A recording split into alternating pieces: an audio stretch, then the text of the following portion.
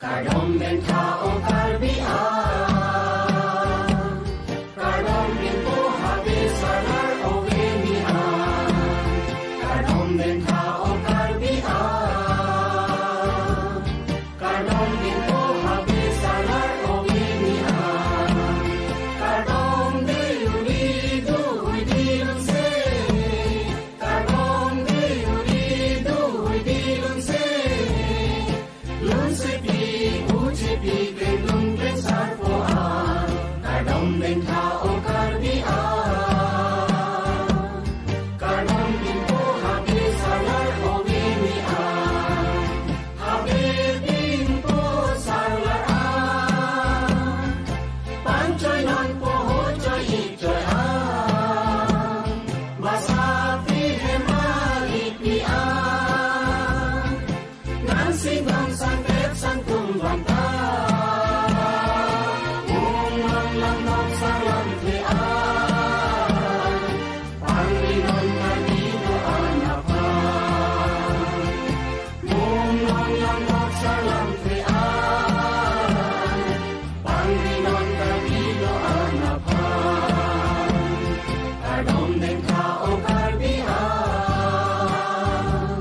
kadom bin po habis salar ovenia, luse di uridu huidia, cewa non censo cempidoa, luse di uce pidoa, ini induk non kiri, sai non kang beng lampi, inmunari sai nanti, sai non kang beng lampi, inmunari sai nanti, kadom ben tao kalbia, kadom ben po habis salar ovenia, pengun pensar podoa, cewa non cemburu balong, kali ang long jadi along,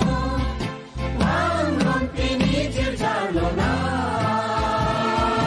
o kahong nepi kabilaw ni, ehang non pinimek piningdi, o kahong nepi kabilaw ni, ehang non pinimek piningdi, kadom ben tao kalbia, kadom bin po habis salar ovenia, kadom ben tao kalbia, kadom bin po habis salar ovenia, kadom bin po habis salar ovenia, kadom bin po habis salar ovenia, kadom ben tao kalbia, kadom bin po Yang litum dah lah nampak ni. Alang tu ni tiga. Kesan-kesan lah. kadom ben tao kalbia, kadom bin po habis salar ovenia, kadom ben tao kalbia, kadom bin po habis salar ovenia, kadom de uridu idilun se, kadom de uridu idilun se, lun sepi ucipi kendung besar poa, kadom ben tao kalbia, kadom bin po habis salar ovenia, habis bin po salar a, pancoy non po hocoy icoy a, masafi hemalipi a, nansing bang sangkep